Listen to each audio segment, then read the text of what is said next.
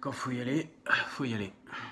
Plein de personnes aujourd'hui souhaitent faire du développement personnel ou souhaitent être accompagnées dans de la thérapie pour essayer de devenir la meilleure version d'eux-mêmes. Sauf que bien souvent, la plus grosse problématique qu'on va retrouver, nous accompagnants ou alors personnes qui essayent d'être autodidactes dans le développement personnel, c'est qu'on cherche bien souvent à avoir les réponses alors que on se rend compte que les questions qu'on se pose sont la base de ce qu'il faut faire en fait. Je vais m'expliquer par rapport à ça. Lorsque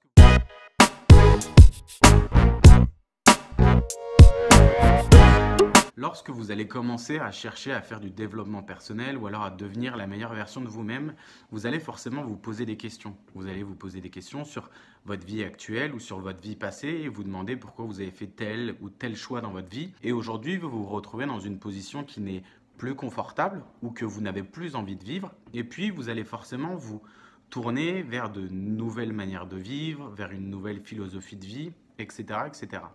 Sauf que bien souvent, la première problématique, c'est que vous allez vous poser des questions, on va se poser des questions, tu vas te poser des questions, et que bien souvent, on ne va pas chercher à rentrer dans l'action. On va d'abord essayer de trouver des réponses, que ce soit par de la méditation, que ce soit par de l'hypnose ou que ce soit par tout autre biais, et on va rien faire avant d'avoir trouvé les réponses. Sauf que la principale chose, ce qui est essentiel, c'est que les questions devraient générer des actions et ne devraient pas générer des réponses.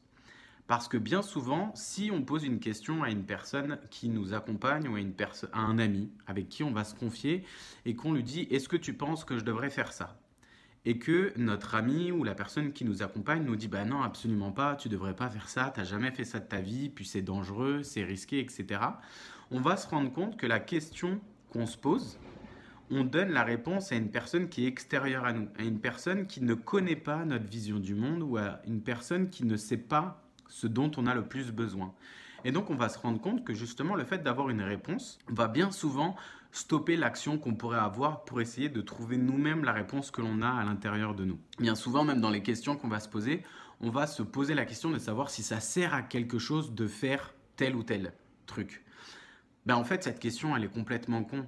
À partir du moment où vous vous posez la question, c'est qu'à l'intérieur de vous, il y a quelque chose qui vibre, il y a quelque chose qui ne va plus ou il y a quelque chose qui a besoin de changer. Et donc, si la question devient légitime, si vous commencez à vous la poser une fois par jour, plusieurs fois par jour, et que vous commencez à faire des recherches, que ce soit sur Internet ou autre, et que vous commencez à vous dire, ah ben, il faudrait peut-être que j'essaye de trouver la réponse, ben vous êtes déjà sur un bon cheminement. La seule chose, c'est que ça ne sert à rien d'obtenir la réponse. Prenez en mesure des actions qui vous permettront d'obtenir la réponse que vous souhaitez avoir pour la question à laquelle vous vous êtes posé. La chose essentielle dans la tête pour réussir justement à ne plus vous poser de questions et à directement rentrer dans l'action, c'est de réussir à transformer le pourquoi en comment. C'est-à-dire, si vous vous posez la question de vous dire pourquoi je devrais faire ça alors que je ne suis pas sûr de l'issue de cette chose, demandez-vous comment je pourrais faire pour obtenir tel résultat. Et donc automatiquement, vous allez vous rendre compte que le verbe, ou que tout du moins la question de comment va vous mettre dans un verbe d'action directement. Que le pourquoi va automatiquement vous placer en tant que spectateur. C'est que vous allez être obligé de vous reculer légèrement de la situation pour vous demander pourquoi je ferai cette chose. À partir du moment où vous prenez ce recul, à partir du moment où vous vous placez en tant que spectateur, ben vous n'allez pas rentrer dans l'action. Et bien souvent, la réponse à la question que vous allez avoir va vous faire en sorte de ne pas vous mettre dans l'action. Parce que vous allez toujours chercher à avoir quelque chose de parfait. Et sauf que ben, dans la réponse que vous allez obtenir, bien souvent, ça ne sera pas parfait. Et donc, automatiquement, ça va générer le fait de ne pas rentrer dans l'action. Pareil, dites-vous cette chose. Si on vous dit que le résultat se trouve à tel endroit, et que pour arriver à ce résultat, vous allez passer par telle et telle étape. Et qu'une fois que vous allez traverser tout ça, vous allez arriver au résultat que vous souhaitez avoir. Ben, généralement, quand les choses sont prévues, quand on nous a dit comment ça allait se passer, je ne sais pas pour vous, mais généralement, ben, ça enlève un petit peu de plaisir. Parce que toutes les choses vont être calibrées, toutes les choses vont être connues dès le départ. Et donc, le voyage que vous allez faire, que ce soit un voyage intérieur ou bien un voyage vraiment physique, ben, vous allez vous rendre compte que... Ben, C'est pas très intéressant. Certes, vous avez l'issue positive qui arrive à la fin, donc ce que vous êtes venu chercher, mais dans le cheminement, dans tout ce que vous avez traversé, vous allez vous rendre compte que il n'y a pas eu de surprise, que vous n'avez pas eu besoin de vous sortir de votre zone de confort, que vous n'avez pas eu besoin de vraiment vous n'avez pas été éprouvé, vous n'avez pas eu besoin de vous mettre dans une position un peu négative pour essayer de devenir justement la meilleure version de vous-même. Que lorsque vous allez vous poser la question du comment et que vous n'allez pas savoir comment faire, automatiquement, d'un point de vue cérébral, d'un point de vue cognitif, vous allez être obligé de penser différemment. Parce que si vous vous êtes toujours posé la question du pourquoi, vous avez toujours tenté la même méthode, comme une mouche vis-à-vis d'une fenêtre, elle va toujours taper, elle va toujours taper, elle va toujours taper, parce qu'elle est dans le pourquoi je n'arrive pas à passer cette fenêtre. Même, elle ne sait même pas ce que c'est une fenêtre, mais elle n'arrive pas à passer parce qu'elle est dans le pourquoi. À partir du moment où elle se pose la question de se dire, mais comment je peux faire pour ressortir et aller dehors, elle pourrait juste voir que la fenêtre d'à côté, elle est ouverte. Et c'est exactement la même chose pour vous. À partir du moment où vous allez être dans l'inconnu, alors l'inconnu est forcément désagréable, forcément il vous demande de sortir de votre zone de confort. Énormément de personnes n'en ont pas l'envie, mais si vous faites juste ce petit effort, juste le simple fait de se dire « Ok, à partir de maintenant, je vais tenter une chose que j'ai jamais faite. » Vis-à-vis de ce problème ou vis-à-vis de cette situation, de cette personne, de ce phénomène, j'ai toujours agi de cette manière. Ah ben maintenant, je vais changer et je vais agir autrement.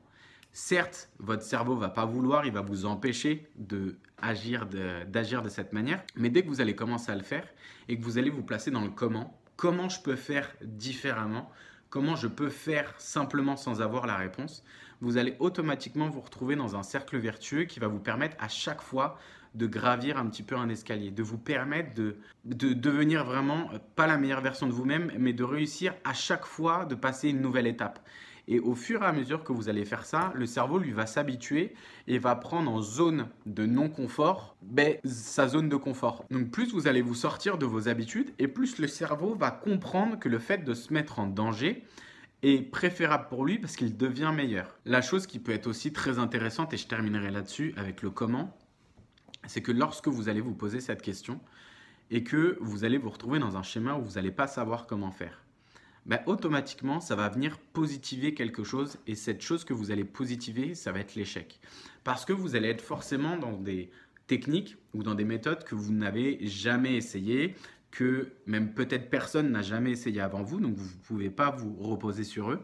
Vous allez vous rendre compte simplement que vous allez tester une méthode et puis si cette méthode ne fonctionne pas, vous n'allez plus rester sur l'échec. Vous allez vous dire, alors je vais tester une nouvelle méthode. Puis si cette méthode-là également échoue, vous allez essayer une troisième méthode. Et en fait, vous allez vous rendre compte que le cerveau en fait, a besoin d'échecs pour essayer de devenir meilleur. Sauf que dans la société d'aujourd'hui, avec l'éducation, avec ce qu'on apprend à l'école, si on fait une faute ou si on a un échec, c'est pas bien parce qu'il faut recommencer à zéro. Du coup, on perd du temps, on n'est pas au même niveau qu'aux autres, etc., etc. Sauf que dans la vraie vie, ça se passe comme ça. Si on est dans la nature et qu'on a très faim, qu'on se retrouve face à une plante et qu'on mange cette plante, mais qu'en fait, elle n'est pas bonne pour nous. Pas au point de nous tuer, mais qu'elle n'est pas bonne pour nous. On va être malade pendant 1 jour, 2 jours, et puis on aura appris que cette plante, il ne faut pas la manger.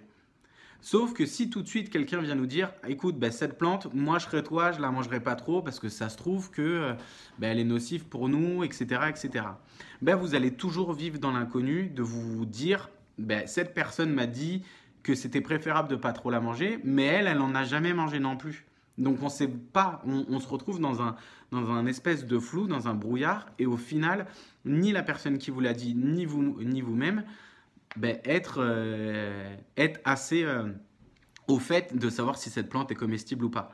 Donc après, il y a certaines personnes qui prendront le risque de la manger et d'autres personnes qui ne prendront jamais ce risque. Mais ces personnes ne évolueront jamais car elles n'auront jamais la possibilité de venir se confronter avec la possibilité d'avoir un échec ou d'avoir une épreuve dans la vie. Je vous remercie de m'avoir écouté. Prenez le temps d'être curieux et on se retrouve bientôt.